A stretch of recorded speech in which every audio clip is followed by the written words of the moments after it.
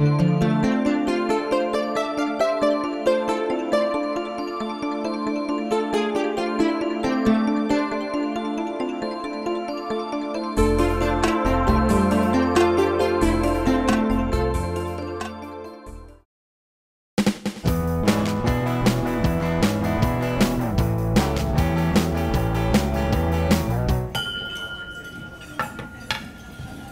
welcome back. At this time, I'd like to call on Mac to come introduce our guests.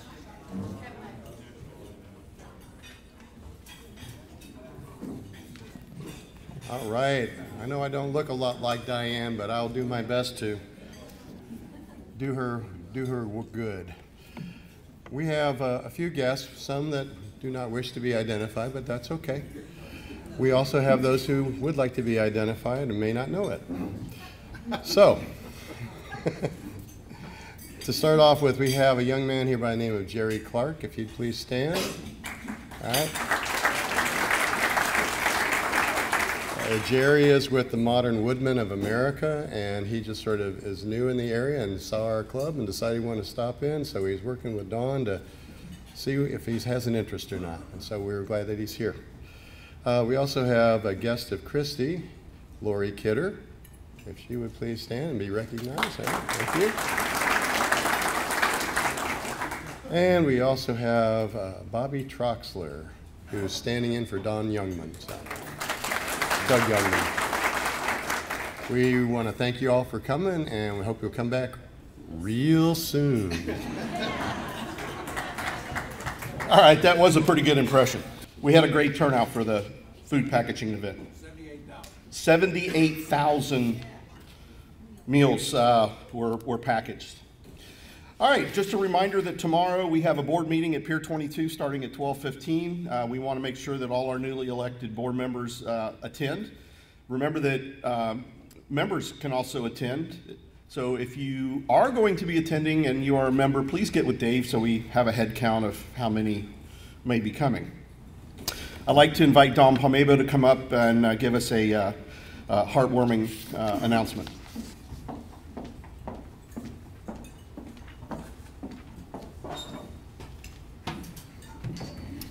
Hi. What I wanted to do is just read a story to you of a press release that I'm working on. You know, for everything that we do with the children in the area, we don't really see what happens when they're able to actually implement what we're teaching them in real life. So this is just, I hope I can get through it without crying because I haven't been able to yet. So this is about the Sea Cadets. There was a group that you all actually got to meet, work with, and talk to. And one of the cadets that was there at Christmas in August was part of this incident. On July 14th, during a combined training at the FAA Ground School in Norfolk, Virginia, cadets from the U.S. Naval Sea Cadet Corps, Civil Air Patrol, and Air Force JROTC run much-needed R&R at Virginia Beach after a long week of classes. The training contingent entered the beach area at Atlantic Avenue and 20th Street access point. The cadets were allowed to go along the beach and were instructed to not go in the water over their waist, as riptide warnings were in the news for the area. At near 15:45 hours, some of the cadets were in the water and witnessed a middle-aged female in the water screaming for help. USNSCC Maritime Eagle Sea Cadet Anthony Hall, one of the cadets that was at Christmas in August, along with several other cadets, swam toward the victim without regard for their own safety, while others went for the on-duty lifeguard to get assistance.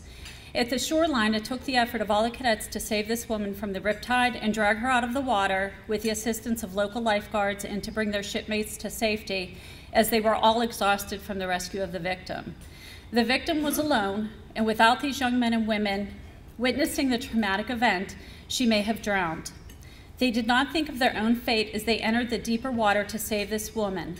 They were approximately 30 to 40 feet from the shore when this rescue was attempted.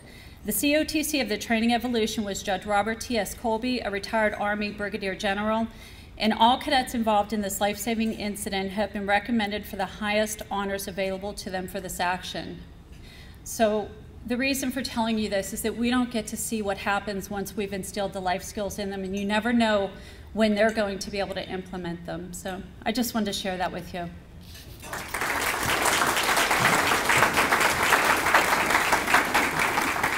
Thank you, Dawn. She came to me yesterday wanting to know if she could read that, and I felt absolutely, if we can do one thing in this county, if we do one thing in this county, that's try to recognize all of our students here in all the grades and ages.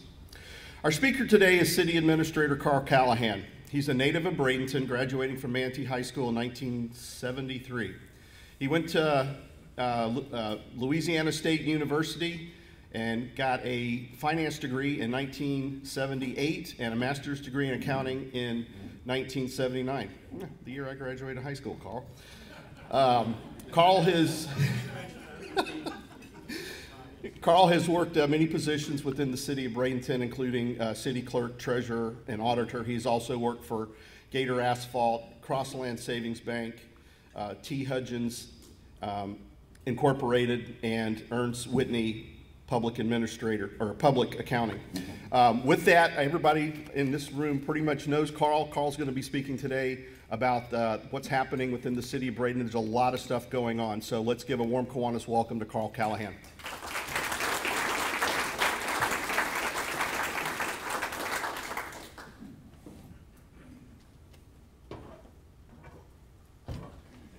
Thank you all for having me today, and certainly, I do know a lot of you, and a lot of y'all probably have heard this before, because I've been out there talking to a lot of folks about what's going on here in the city, because there is so much to be excited about.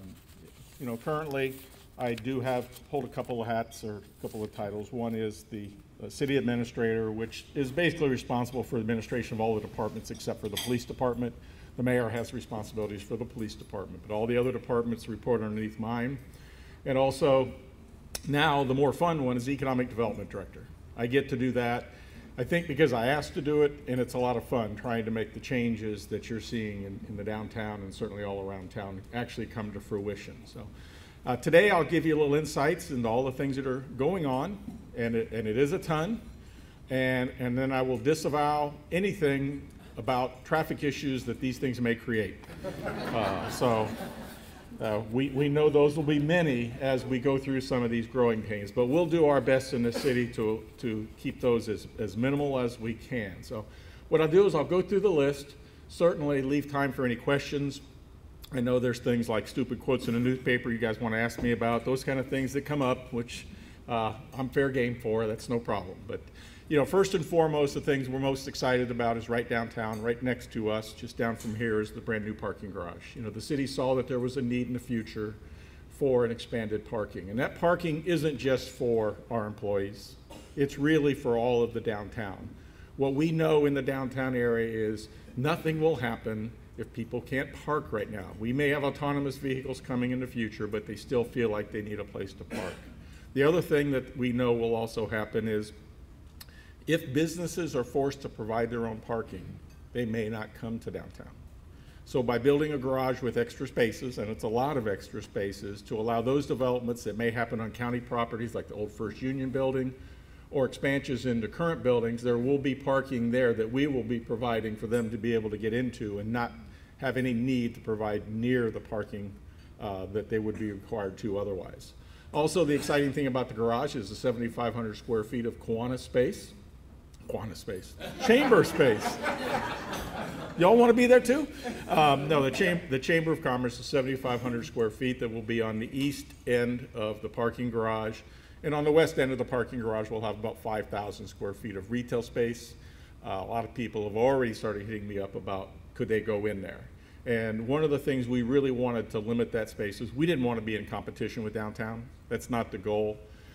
We weren't trying to create new space that would be cheaper or whatever else than someplace else. What we wanted to do is be able to move Main Street all the way down to the Twin Dolphin. That was the goal, was to take Main Street and make sure extended through the hotel, down through the City Hall property, and have some business or things going on there which will help just enliven it a little bit. When you look at it, it's going to be two completely different looking buildings. On the east end where the Kiwanis is, it's going to be a very nice looking building. Kiwanis again. God, y'all just keep laughing every time I say that, and I'll know I said it wrong, okay? With the Chamber of Commerce. Now, next week I'll be probably saying Kiwanis down at the Chamber event. But with that space, we know we'll have them at home and bring a lot of folks downtown. But that look will be very similar to what they're doing over at the museum. It'll be a more modern look. And then we have 300 or 400 feet of linear space, which we've really tried to decorate in a rather unique way. So it's not just a long parking garage like you see a lot of places. And then on our end, you'll have a place that looks like Old Main Street. So you'll see two different looking buildings that have a connect in between them. We're really excited about getting this going. Hopefully opened up January or February. Jason, when will it be? About that time? Okay. So I'll have questions for y'all. A lot of y'all in the middle of this process. So Jeb won't get away scot-free either because he's in the middle of a lot of these things. Right across the street from that is the Spring Hill Suites, 130 or so keys for a brand new hotel on 0.6 acres. The city looked at how can we maximize the minimum amount of space and get a really great use in there. So they took city property, 0.6 of an acre, and putting a very intense, probably a $20 million property on that. Hopefully, it'll be opening around the holidays. One thing we insisted on with those developers who actually wanted it as well is a restaurant as a part of that. So you'll have the Oak and Stone on the main floor. And then what everybody's excited about, including people in St. Petersburg and Sarasota, that we'll have a rooftop bar there. And I think everybody's looking forward to the Oak and Stone operating that rooftop bar. The views up there are spectacular, overlooking all the way to St. Pete, Skyway, out towards the island. You can see everything up there. And we're really excited about that. Hopefully, again, like I say, opening around Christmas time. We did enter into a development agreement to help make that happen. That's one of the things in the CRA that we've done is to try to help make things like this happen. We have a development agreement with them to help provide parking and some TIF rebates over time. The museum, that renovation is going on. If you notice that, right down on 10th Street, again, right, part of the main central city center in there. With the renovation, their backyard universe, really exciting times. We know the initial emphasis is that it's going to be on children and education, which is going to be really cool. That's the lifeblood of what we're doing here. What y'all are doing, what we're doing is trying to make the kids aware of their environment and being a part of the community. So we're real excited about that. Also increased exhibit space and ultimately a rehab of the aquarium. That's about a $13 million project. It is coming along, and again, hoping mid-19 to have that open and going. Twin Dolphin Marina, again, next to City Center. We entered into an agreement with Hugh Miller and his folks they were going to expand that marina. What the city's part of that is we went after $1.5 million in state and federal grants, which aided and assisted the $4 million they were putting into the project. So ultimately, we'll end up with a $5.5 million project, of which the grant part of it that we added into that, not from city taxpayers, but outside folks to be able to help expand that marina, accommodate new and larger yachts. It's all being done on the east side. The east side had gotten pretty broken down. If you walked around the railing there, you looked, they were in pretty bad shape. And what this will enable them to do is bring in, they say, 100-foot yachts. I haven't seen a 100-foot yacht in there yet, but when I say it, we know it will fit there. So we're going to be pretty excited about that because that works with what we're trying to do. Newer, bigger, better things, accommodate a lot of folks who either want to visit here and will then stay in the hotels, eat, drink, find it a nice place to visit, and then hopefully come back and live here. In the downtown area as well, the Streetscape, if you heard about the Streetscape, we are taking out the old bricks on Old Main. Okay. Jim McCullough, my Public Works Director, couldn't be more thrilled. Bricks are beautiful, but bricks are a dime a dozen in every town around the country anymore. And what we found out is a huge liability. All the conflicts with utility boxes, they are just a gigantic problem. So what we decided to do was come in, we're doing a whole new streetscape, a whole new palette for the downtown. Beautiful concrete, beautiful new trees, beautiful new landscaping, beautiful crosswalks, all in the concrete with mosaic imprints, coloration changes, which will make it and lead you from, the intent is to lead you from the river with a blue ribbon all the way down to the Village of the Arts. The intent is to take it and connect the Village of the Arts with the waterfront. And the primary work will be on Old Main, with the connectors between the museum and the hotels on 3rd and 4th Avenues in and around the garage and the new hotel as well. That is through construction drawings, and we should be starting that within probably next 2 months. So that's where we'll need the patience of the owners downtown. We'll be working through a very coordinated effort with them to let them know what's going on. But again, there will be disruptions in front of their businesses. But we think, and I think they think as well, because they had a lot of say in this, that they'll be pleased with the outcome. Expanded bulb outs for outside dining. I like to say really lit trees, because I've been embarrassed for a lot of years to say that those are really lit trees we have downtown. No, when you go to really nice places and the trees are light up and you can see it from a long ways away, probably coming over the bridge, to say now you've arrived someplace. And that's really what we're trying to do down there. So that'll take probably through maybe summer of next year. We'll see, but we will be done. And then we'll go on to the 2nd and 3rd phases, which is 12th or 10th Street down around the museum and further along towards the Village of the Arts. And certainly 13th Street will be included because there's so much going on 13th Street, and I'll get to that in just a minute. Bradenton Herald site, you've seen it being dug up now. 304 luxury apartments from NRP developers. If you've looked online and seen their stuff is beautiful. It's not just run-of-the-mill apartments. They are beautiful looking luxury apartments. They will be starting here, well, right now, with hopefully completion in fall of 19, or fall of 19, will be first occupancy completed in the spring of 2020. One of the things the city was interested in doing on that was to make sure they didn't tear down all of the beautiful stand of trees that were in there. You see a lot of trees are gone, but it was very important to us to keep those original trees that the Bradenton Heralds planted along the eastern border of that, between there and 301. That was the intent. They saved those trees. That stand is still intact, which was, we said, critical. They shifted their building around at the request of the planning department to try to make that happen. So we're pleased with that. The final outcome was they did take down one tree that they shouldn't have, and they are going to pay dearly for that one tree. It was in the middle of the project, which we really wanted to make sure stayed. We thought it was a signature tree. They took it down. Inadvertently, the contractor did. Wink, wink, I guess. But still, we were happy that we were able to save the bulk of those trees. Again, something people have been clamoring for, housing in the downtown, so we're really excited about that. More apartments, preserve on 64 East. You've seen that right up next to the 64 as you're on eastbound 60, or westbound, but on 64 East at the intersection of 9th Street and Manatee Avenue. A lot of people have asked the question of why are those so close to the building, so close to the road. And one of the reasons those are so close to the road is form-based code in the city of Bradenton says you will bring your buildings in an urban setting up close to the street. So you'll see those apartments are right on Manatee Avenue East. That was by intent, wasn't a mistake, wasn't the developer saying we really wanted to get them that close, it was really the city of Bradenton saying it. After they were done, I think the city of Bradenton has said, whoa, those are a little close.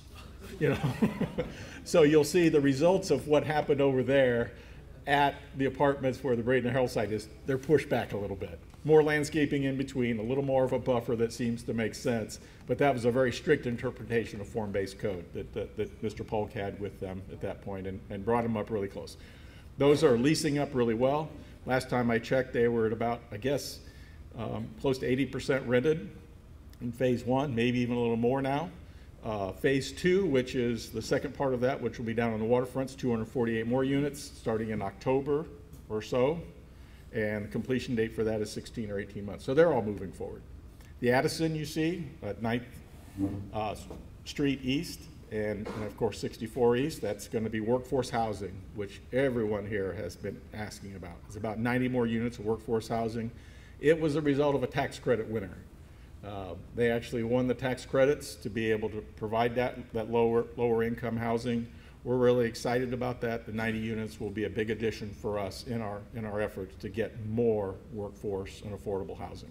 Grand Palms, affordable housing for folks over 55 years old. If you've gone down 14th Street, the beautiful building that sits there at about just past 17th, that came up. That again was a tax credit winner. And what you're going to find out is most of the affordable housing or low-income housing that's out there is because of the state and federal programs authorizing tax credits. They will pay for anywhere between 80 and 90% of a project if they're successful. They're very difficult to get, but that's how these programs and how these apartment complexes or even senior housing come about. Again, that one was fully leased. Tim Morgan told me that one filled up faster than they ever could have envisioned and would certainly like to replicate that again in downtown. They're talking to us about the Manatee Insight to be able to do the same thing again. Again, dependent upon tax credits, which make it very difficult, very easy to do, difficult to win the tax credits. So we'll see on that. Right in this area, we're still waiting to hear from RASM, Realtors Association of Sarasota, Manatee County, moving their offices from Lakewood Ranch to right down here on 3rd Avenue. Just almost right across from here on the other side of 7th. They'll be building their new building on that site. We're excited to have them down here with their offices. Again, it's between Wells Fargo and 7th Street, right on the south side of 3rd. So, then the big new things, and I brought some pretty pictures here. I just didn't get a chance to get them up because we just got these. Riverwalk East. So the mayor has always indicated that we wanted to move Riverwalk and not just, or not move, extend Riverwalk, not just have what we have, but to take it from where it ends right now or terminates by Manatee Memorial and take it all the way over to 15th Street East or 14th Street East. And that is a goal that we have had. We've had extensive community partners working with that. Foundation has worked with us, the Knights Grant, to be able to involve the public and make sure what they want to see in that park. We feel the reason that the original Riverwalk was so successful was we went out and got the public input as to what they wanted to see. It was a collaborative effort, and we feel we're going to try to take that on the extension the same way. People tell us what you want to see. We'll try to do as many of those things in it as we can. The few of the critical pieces of that are between Manatee Memorial Hospital and Tarpon Point. That's a key piece. It's a beautiful stretch. How can we get you involved in the water around there? What we heard a lot from a lot of people was, hey, it doesn't have to be a skateboard park. It's how do I attach myself to nature? How do I get out to see the river and the beautiful things that are there and have a nice, pleasant walk? So we're looking at doing that, potentially boardwalks, things that go out into the river, and it's a pretty cool project. Also part of this, we'll have Barbell Parks, Glazer Gates Park. We call it Glazer Gates 2, which we swapped the land for, so that we will have park property down on the waterfront at 9th, and we will also have park property at 14th Street that's down in the park, down on the river. We acquired a piece of property, about 1.5 acres from Mr. Powers, so that the city could have attachment to the water at multiple points, because that's what the people said they wanted. So we're doing that. Like I said, those public meetings will go into the summer, and through the summer, probably into fall, and I anticipate we'll be under construction probably in the winter of this year, certainly spring of next year after all the drawings are done. The good news about all these things we're talking about that are public projects, the money is there. The money has been funded through sales tax to be able to get them done. A lot of your things in capital improvement projects, there's a little note that says not funded, not funded, not funded. In our instance, all of these things are funded. So we'll be moving forward with that. Really cool thing going on 13th Street. If you've been in Palmetto, over to the bed and breakfast in Palmetto, beautiful little building over there that Wim has. He's bringing a nice restaurant to John Moody's old office on 13th Street. If you look over there, it's at the corner of 13th and 6th. He's doing a ton of work in there to make a nice little bistro, a very fine dining restaurant. And that's just the start of it on 13th. Across the street in the Sharps Drugs, there's going to be a wine bar, coffee shop. We're also hearing of a yoga studio and boutique and juice bar. So we'll try to energize both sides of 13th Street over there, which has been a long time coming, to be able to energize 13th. So it's probably changed our plans a little bit in Streetscape. I intend to certainly spruce up the landscape there and see what we can do on 13th, because I've always liked 13th. It's one of the widest streets we have in the city, and there had been nothing on it. So we're looking forward to that. We're looking forward to ultimately being able to energize the Commerce Building, which is the 5-story building there as well, with businesses and or apartments, whatever we can get in there. We're looking forward to trying to do that. We also have on Old Main, Mike Carter, I think, is working with a group in the Wallace building to bring live work apartments and again, a restaurant feature hopefully downstairs. I think you've seen in the newspaper this week, one particular harbor, new hotel restaurant concept, actually 2 hotels that will go along with their marina expansion out at Perico. We're really looking forward to that. That will be the next to last piece, I'm assuming, of Harbor Isles or one particular harbor. There still is the rather large condo component of that at the end, but we haven't seen or heard anything about that in a lot of years. So, but the one particular harbor will be 130 hotel rooms, and then a smaller component of 30 hotel rooms, which will be attached to the marina. So when you're staying in the marina, you'll be able to go there. The other is just a hotel, which will be really nice access. There are not many hotels on Anna Maria Island, but it's the ability to stay right across the bridge, right across Sarasota Bay. And it's going to be, I think, a fantastic development, along with 120 boat slips in the marina and the high-end dry there. So we're excited about that. We're excited for a couple of reasons. We love the tax base. That excites me when I figure out how to go and pay for the bills. But also it brings a really nice project. I mean, there's a signature project that's beautiful. A lot of times people have said, well, Bradenton, you don't have these things. Well, we believe we do have these things now, and we look forward to it. The city is currently, like I said, we have $30 million worth of projects in our capital plan over the next 4 years, all of which are fully funded. And that doesn't include our normal public works project. We're going to be out there making sure that your water, your sewer, your stormwater, all of those things work. Those projects are ongoing. We've taken a pay-as-you-go plan towards that to make sure that we're investing millions of dollars each and every year to keep those up to speed, make sure that they meet your expectations and making this a great place to live, work, and play. One other little exciting thing that we have, which we've had unbelievable success at people taking advantage of in our CRAs. We've been offering small grants within the Village of the Arts or any place within our CRAs up to $2,500 for any property owner who wants to improve their building. We don't care much what it is, as long as it's on the front side.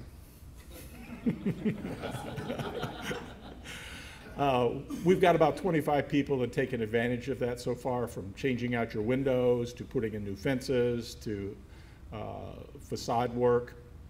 A lot of it was in our CCRA, which was some of our lowest income areas. There's a lot of interest in the Village of the Arts for, those beautifully colored buildings, to put the fresh coat of paint on there, to do the new fencing in and around your buildings.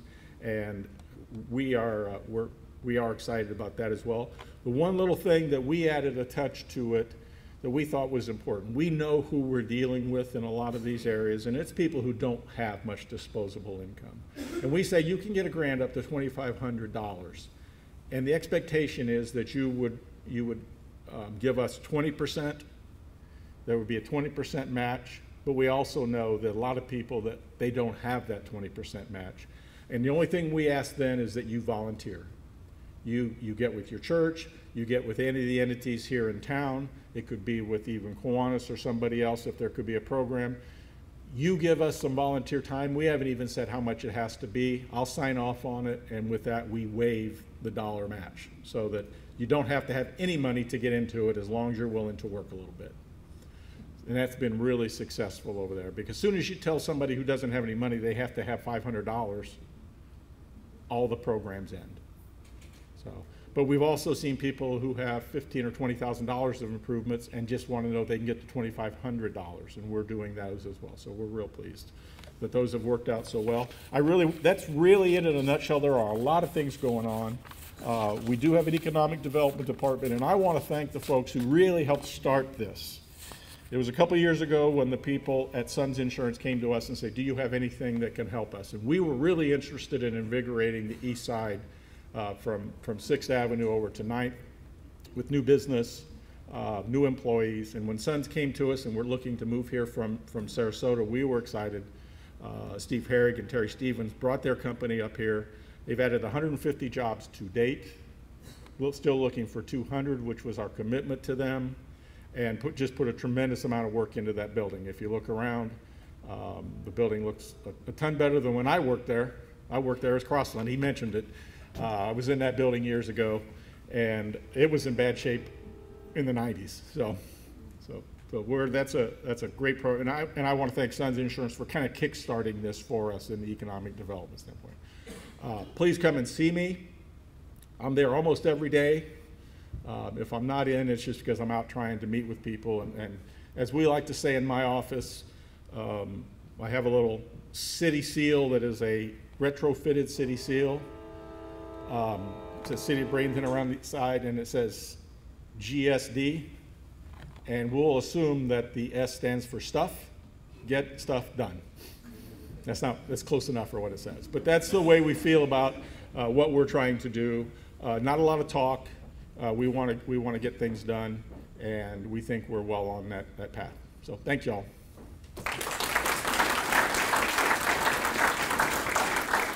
Questions? I know there's got to be questions. Any questions, anything? Even if you don't like the mayor, that's okay. Yes. On the vacant lot that's across the street from the First Baptist Church on Manatee Avenue. Yes. Have you heard of any projects that might be going into that area? No, that's the Montgomery Roberts property, and I'll tell you a little story about that. The Montgomery Roberts folks have been really good to us over the years. They've allowed us to use that as a parking lot. Our original agreement with them was we would fix it up and put the landscaping in there and put the shell in to the condition it is now, that we could use it. Then the clerk of court came in and took it for a while when they were down parking spaces while we were doing garages and things. But those folks have allowed us to continue to use it. So all the people that are parking there now are at are pretty much guests of Montgomery Roberts' family. So that it continues to use it as a parking.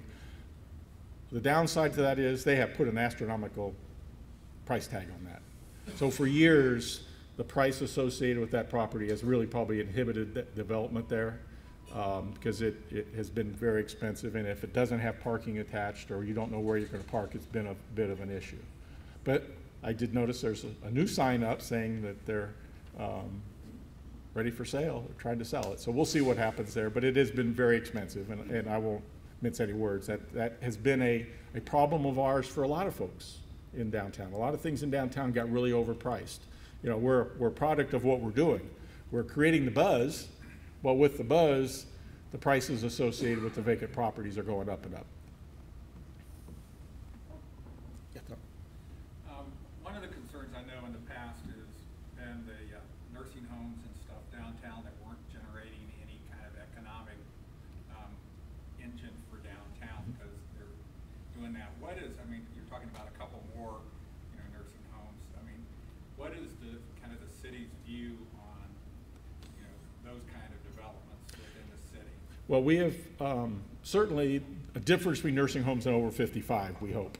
The over 55 Grand Palms is, I'm 8 years past that over 55, so we're hoping for vibrant over 55 folks, but still, there are still there's not a lot of disposable income, and those create problems, as well as a lot of them become tax exempt. I'll only tell you what our feelings are, whether we can make it happen or not. And I know, I saw Mr. Dye here earlier. I know that we were talking with the Presbyterian Ministries about Dottie's old piece. And our desire and their desire at that point in time was to make sure that that became a taxable product, not more assisted living. We're full up of assisted living. We know that. We're full up of government office spaces. We know that as well. So it's how can we bring all those other things down? That's our goal. If we have to incent maybe a little bit to help do that, then I think we should, because that's what's going to make the downtown. The city of Bradenton, we talk about affordable housing. Almost 50% of our housing stock is rental. So, and when I'm doing union negotiations with my firefighters, I say, their station number 2 is over there at 15th Street East, and station number 3 is over at 59th Street. I say, drive from 15th Street East, from station number 2 to station number 3, and tell me what you see. And what you see is what we are a lot of. We're good stock, blue-collar workers. It is workforce housing. A lot of our housing is already workforce housing. So we want to create newer, better opportunities for people, absolutely. But we also are cognizant of a lot of what is here. The overall valuations in the city of Bradenton are relatively low. If you look at valuations alone, we would probably be considered a poor town, but we're not a poor town. we've done a lot of things right over time, but from valuations, that's the way it appears to all the outsiders. We just went through a bond review, or bond ratings, and they're all surprised at how well we do, but the reason we can't get AAA ratings is because they see a limitation on that. They truly do, as to how far and how high we can go. We're pretty much landlocked, so those opportunities may not be here to see how much new revenue you can create in the future. So we're very cognizant of that, and we'll do what we can to try to incentivize the other types of properties to come here. I think I saw one more. Okay. Thanks for coming out today. I think very informative for everyone. Just one comment. I actually do live on the Riverwalk, and I use it every day, and I run it every day, and I'm very, very glad to hear that it is going to be extended. That's right over. But one comment. Is there much thought given to the development of the bike paths in the city of Bradenton? Well, absolutely. We're working on a mobility plan or mobility study which would allow more bike paths, more walking and biking paths. Absolutely. One of the things DOT has come to us is a full mobility study as to how you get from one side of town to the other. Unfortunately, with our grid systems, there's some places that inhibit that. Trying to get across the Ware Street Bridge to go west is a bit of a problem. Either you have to go into the neighborhoods and then get back down to Riverview and go all the way out to Robinson Preserve. Same thing coming in, you have to get across the Braden River, even before you can dip down in at Braden Castle. So we're looking at ways to be able to at least get in from Braden Castle on the east, get down through the developments we're talking about, particularly 2nd Avenue, which is a really wide street, get through the apartment complex, which the city insisted had access through the preserve. The preserve on the east side doesn't look like it now because you see a lot of gates. There are roads that will have to go from east to west through there for pedestrian, auto, and biking traffic so that you don't run out to Manatee Avenue. Our goal, as a very stated goal, we went to the MPO trying to get funding for it, is to cut through on 3rd across the top of Tarpon Point and get you back into the Riverwalk and at least down to 15th Street West. Then getting back across is a bit difficult. We've worked with DOT on that, on those mobility studies. We think we have some solutions, but it is difficult, but we're working towards that. It is a desired goal to make it more walking and biking friendly than it currently is. All right. Carl, thank you very much. Thank you. Hope I didn't take too much time. No, you know, this was one of those things that we had. Let me grab a. Well, we don't have one of our golden rules. Oh my God. But I'm sure you have like 3 or 4 of them. So, but anyway, you know, this was one of the things that when we sent those surveys out to y'all wanted to have more information about what's going on in the city of Bradenton. So again, let's give Carl Callahan a big round of applause for being here today.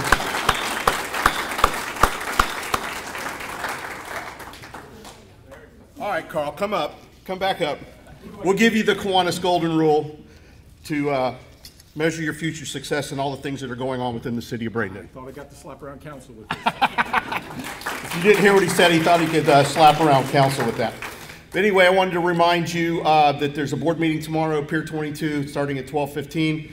All new board members are asked to attend, as well as members here also. All of our guests, thank you for coming today. I hope you consider joining our club. We are an older club, but we are the movers and shakers in Bradenton. So I want to thank everybody for being here today. Next week's program is brought by Dr. Emberg. It's going to be Sail Future. It's an innovative child program for teens. So thank you, Dr. Emberg, for that gentleman's name, and we'll get him over here next week. With that being said, we are adjourned.